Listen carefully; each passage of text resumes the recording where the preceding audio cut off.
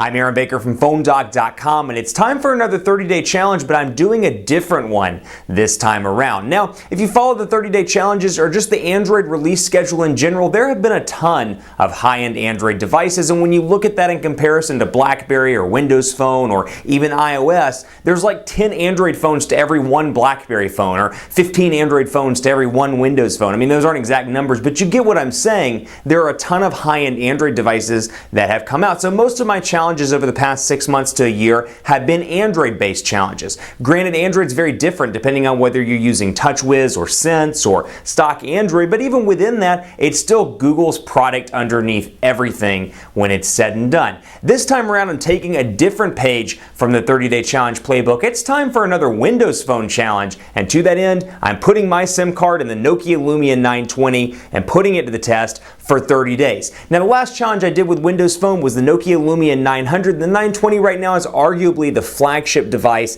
at least on GSM networks. They've got a plethora of high-end devices, the 925 coming soon to T-Mobile, the 920 currently on AT&T, and the 928 on Verizon Wireless. So for the first time, Nokia has a presence on 3 of the 4 national carriers. Windows Phone 8 is definitely making it. HTC and Samsung, even though they've kind of scaled back as of late, they've got Windows Phone 8 devices out there on the market, and Windows Phone 8 has changed since I worked with Windows Phone 7 on the Lumia 900. There's some new features. I'm going to put this to the test and see what I love, what I hate about this. Coming from Android as my primary driver, and before that, coming from iOS, and even before that, coming from BlackBerry. We're going to see some of the benefits of this. Is the fluidity great on this device? And the multitasking, is it there? Is it good to have such a basic operating system with a great user interface? What's LTE like? How's the camera? We're going to put it all to the test in the 30-day challenge. In the meantime, I need you though. Go to PhoneDog_Aaron on Twitter. Hit me up and let me know what you want to see in this 30-day challenge. Maybe it's the camera, maybe it's the build quality. If you know me well enough, you know how much I love red phones. So I'm super excited that my Lumia 920 unit is red